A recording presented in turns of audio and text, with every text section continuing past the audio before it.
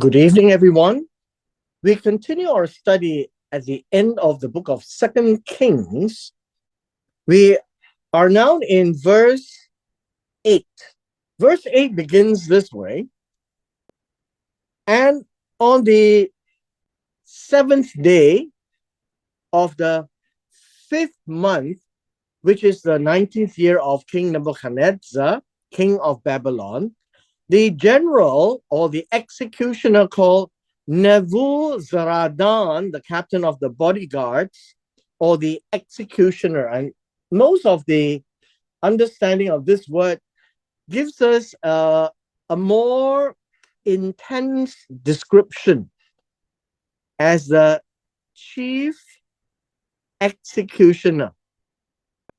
We should remember that Nebuchadnezzar did not come to Jerusalem.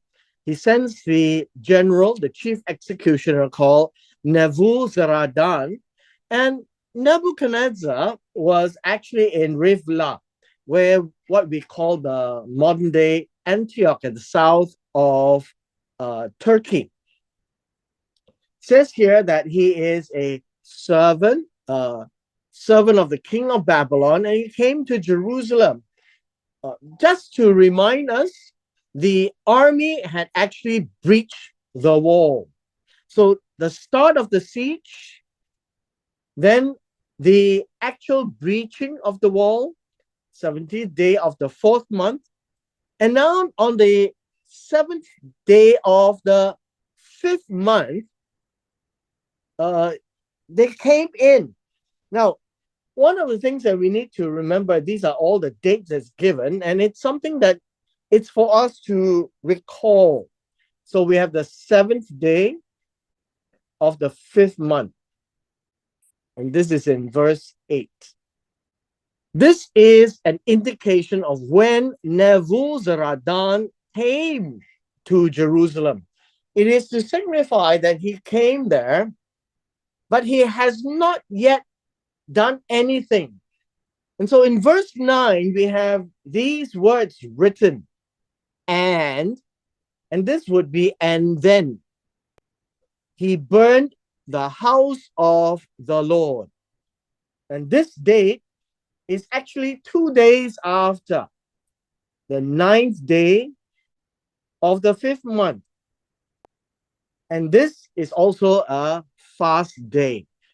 Now, what happens is that according to their traditions, 2 days here on the seventh day and then the ninth day, Nebuzaradan had actually conducted an incredible defiling of the city.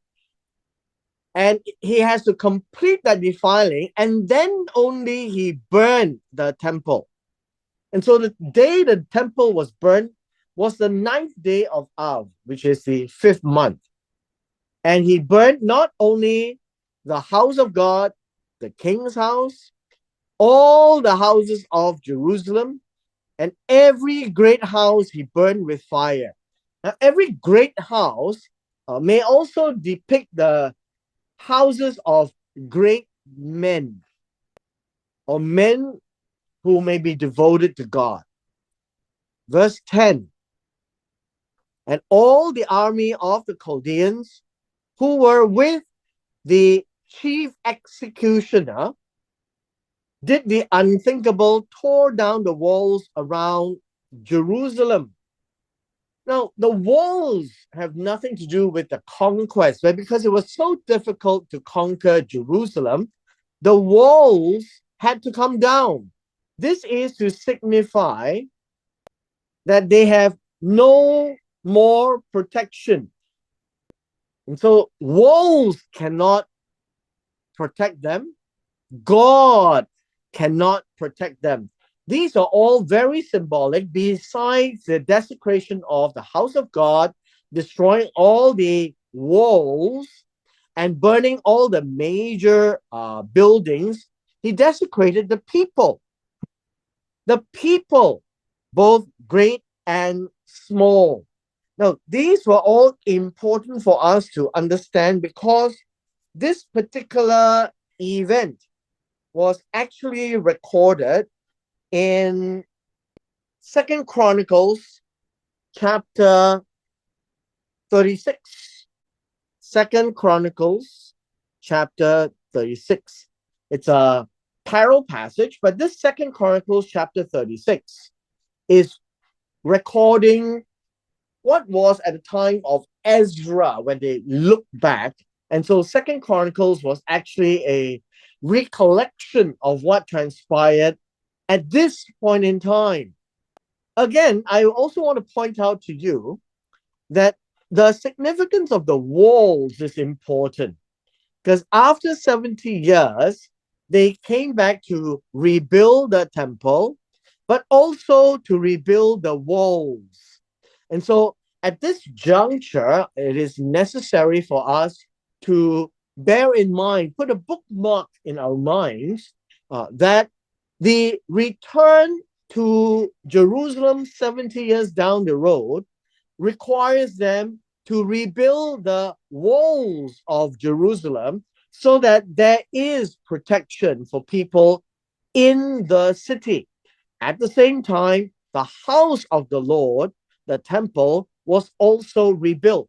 And so the return from captivity in the book of Ezra is important for us to note the two things that has to be done, the house of God as well as the walls. These were also the statements made in Daniel chapter 9, where after 70 years, they are to go back and rebuild the house of God and the walls of Jerusalem. Verse 11. Now, verse 11 says this, and then Nebuzaradan, the chief executioner, led into exile the rest of the people who were left in the city. Now, in Second Chronicles chapter 36, we should take note of 17, verse 17 to 21. It describes the destruction of Jerusalem, of the people. And so if you read Second Chronicles chapter 36, and particularly in verse 17, it says this, that therefore God brought against them the king of the Chaldeans, and it says, who killed their young men with the sword in the house of their sanctuary, and had no compassion on young men or virgin, on the aged or the weak. He gave them all into his hand. And so the carnage of people, young and old, male and female, the strong and the weak, every one of them had been killed. Now we say everyone is a matter of speaking. They came and they did the torture and they did the killing. Please remember, Nebuzaradan, this chap here, is particularly brutal in the same vein as Nebuchadnezzar, where he actually killed the sons of Zedekiah and then gorged out his eye to make him blind, caused him to see the death of his sons as the last thing that he ever saw. Really brutal. And in the same vein, Nebuzaradan was actually the same. He did the carnage to the people, young and old, male and female, strong and weak. And so now the rest of the people who were left in the city, they took them into exile. They are the deserters who had deserted the king of Babylon and the rest of the people. Now understand this. These words are important. First of all, the defectors. They defected. They decided not to fight, and which was the prophecy which Jeremiah did. Gave as a man of God, the Navi, the prophet says, thus says the Lord, you must not fight them. And so they surrendered to the king of Babylon. They didn't fight. And the rest of the population who did not die. Now, at the same time, when it says the remainder or the rest of the people here, in verse 12, Nebuzaradan did something else. Verse 12 says this, but the captain of the bodyguards, which is the chief executioner, he left some of the poorest of the land to be vine dressers and farmers. A bit of explanation to do. Why would the chief executioner leave? Now, this word leave is to leave, to remain in the city. And one of the suggestions from the commentators of the Jewish history tells us that they are not only the poorest of the land, they are the ones who cannot fight back. That is important. But why leave them here was because these two words, vine dressers and farmers, are to be understood in a slightly different way. And so the vine dressers are people who gathered certain balsams to make into fragrant oils. That would be the vine dressers. And the farmers are those who goes and catch an amphibious creature to provide a dye. So we have people to look for dyes and people who do fragrance. Now, this is the opinion of a number of scholars from the Jewish reading. And I think it merits us to consider this. Why would the chief executioner leave people in place? God says there will be nobody to tend to the ground. That is why they have to keep the Sabbath of the land. And Nebuzaradan would leave people behind to till the land and plant grapes and grow food. Not really something which is making sense.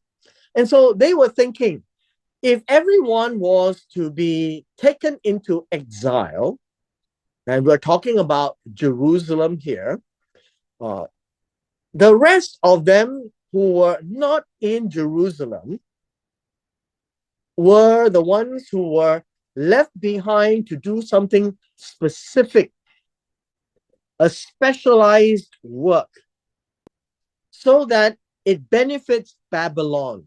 It has nothing to do with Judah.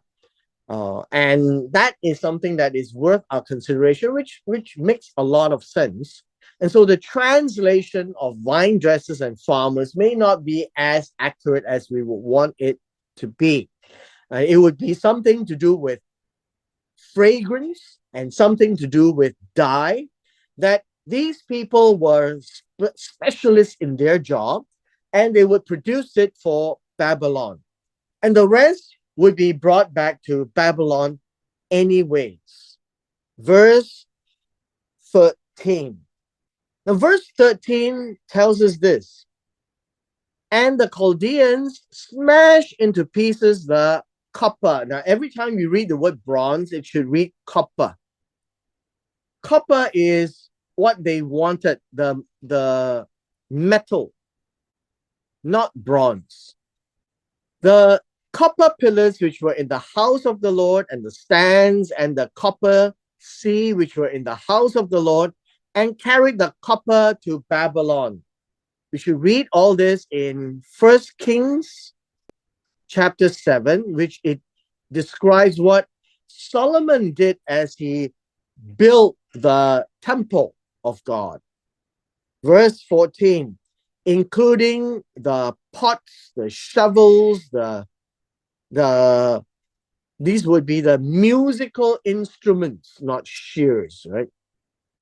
The spoons, the copper utensils, which were used in temple service. Why? Because it has no particular purpose to the Babylonians. They don't care what religious activities were in Jerusalem. And God allowed for this to happen because of the disappointments that the people and the kings, the generations that they had, where they served other gods, pretending to be loyal to God, but behind it they have the Baals, the Asherah, and the sun god, and whatever was done uh, by the kings before Manasseh and his son.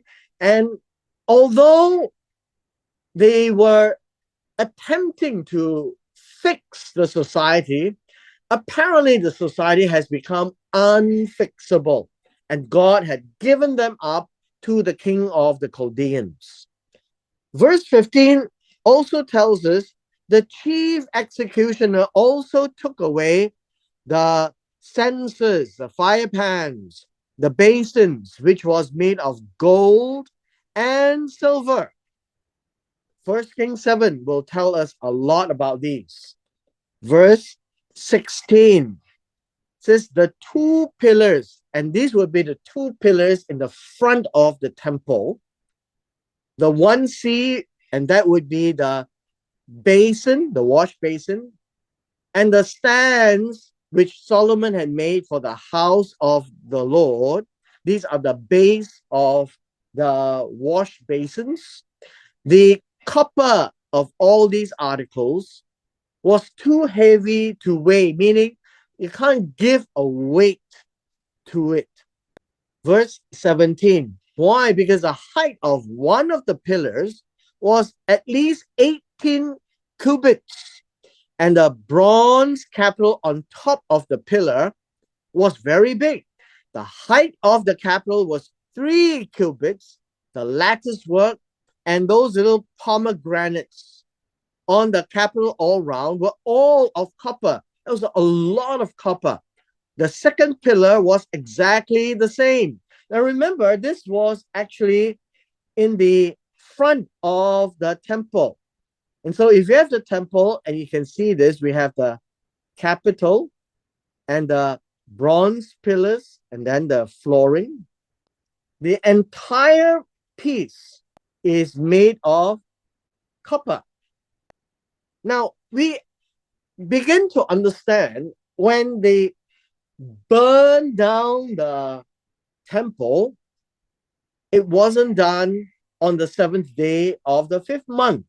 That was when they came in and they had to desecrate. The burning of the temple was after all these were removed. And hence, the Talmud, the traditions, tells us that it was on the ninth day instead. And so the 2 days were the desecration, the killing, the pillaging of the temple, and everything else that they needed to remove before the fire was put in place. Now, verse 18 tells us that the chief executioner, Nebuzaradan, and this would be and then. Now, what does that mean? And then would mean that after everything was dismantled, the people were killed, they were put into exile, and then they torched the place of the temple and all the house of the king and the great men. They took Sariah, the chief priest, and Zephaniah, the second priest, and with the 3 doorkeepers. They were the ones who took care of the temple. And then in verse 19, and from the city he took one official who was the overseer of the men of war who were fighting. 5 of the king's advisors, it was 7, 2 will be found later, were found in the city. The scribe of the general of the army who would lead. Now, this idea in verse 19, who would muster, who actually was leading the people to fight, and 60 men of the people of the land who were found in the city, and they were fighters with him. Verse 20 says this, and then, which we have missing here, and then, after he rounded these people up in verse 19, and then Nebuzaradan, the chief executioner, took them and then brought them to the king of Babylon at Rivlah. Now, this is important. Rivlah is where King Nebuchadnezzar is, and that's where he killed the sons of Zedekiah. And now these people, specifically the ones that were the religious leaders, and then the ones that were protecting the city, they were all arrested and brought to Rivlah. Verse 21, and then the king of Babylon struck them down and then put them to death at Rivlah in the land of Hamath. And so Judah went into exile from its land. Now, this is to signify the conclusion of the brutality of the king of Babylon. He himself participated in the carnage, albeit in Rivlah. And so Nebuzaradan did his part in Jerusalem, brought the rest back to Rivlah, and the king of Babylon did his share of it, and the rest were in exile and brought into Babylon. Verse 22. And as for the people who were left in the land of Judah, whom Nebuchadnezzar, the king of Babylon, had left. Now, besides this, there were people who were doing specialized jobs. The ones who were left were the ones who are no longer a threat to Nebuchadnezzar. Now, these were people who are important to note that not every single person was removed from Jerusalem. We now note that Nebuchadnezzar had appointed Gedaliah, the son of Ahikam, the son of Shaphan, over them. What does this mean? That while the temple was destroyed, the wall was broken, the major places were burned, most of the people were removed, the people who were able to fight were killed, the leaders of the temple were also killed. There were still some people left who are not able to rise up to cause any more problems. And the king of Babylon had appointed Gedaliah as governor. Now, this is a bit interesting because he was thought to be loyal to the king of Babylon. And certainly he was actually a devout Jewish person, and he heard the prophecies of Jeremiah not to fight Babylon because this exile is sure and God has given them up. And so he was one of those who did not fight, and he was appointed the governor over Jerusalem. And so now we find in verse 23 a little bit more explanation. And then all the captains of the forces, and this would be the forces of Judah, not Babylon. The reason being is that these were the captains who wasn't comfortable with Gedaliah because he was not a general. He was not an army person. And these forces were also the ones who were loyal to people who wanted to take over Jerusalem. And so they heard their men, heard that the king of Babylon had appointed Gedaliah. These people, the captains, came to Gedaliah at Mizpah. Now, these were the people who were not loyal to the king of Babylon, they were also the ones who wanted to fight the king of Babylon because they had lost their ground. But when Gedaliah was appointed, it was that Gedaliah wasn't about to plot an uprising.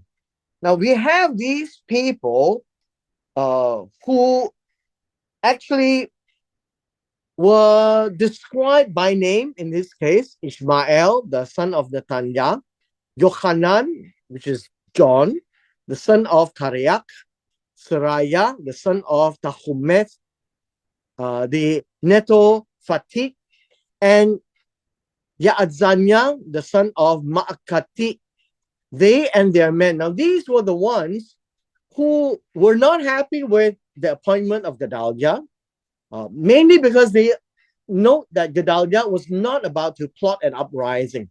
These were the captains of the men who were not caught by Nebuzaradan. And so we find that there were little pockets of people still around. We read in verse 24. And verse 24 tells us, and then Gedaliah swore to them and their men. These were the captains of the forces and their men, and said to them, do not be afraid of the servants of the Chaldeans, of the army of the Chaldeans. Live in the land, serve the king of Babylon, and it will be fine. This was not what the captains of the forces were thinking of. But what essentially did happen was they were not happy with this particular appointment. Now, in the next verse, we need to pay attention. It says in verse 25, and then it happened in the 7th month that Ishmael, the son of Nathaniah, the son of Elishama, of the royal family, came with 10 men and struck Gedaliah down, so that he died along with the Jews and the Chaldeans who were with him at Mitzpah. And here we have another day. This would be the 7th month. The 7th month of what?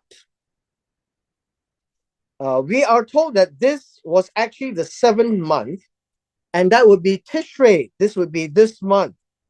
And it appears that the assassination took place on the 3rd day. It's not stated here, but it appears that according to tradition, it was the 3rd day of the 7th month of Tishrei.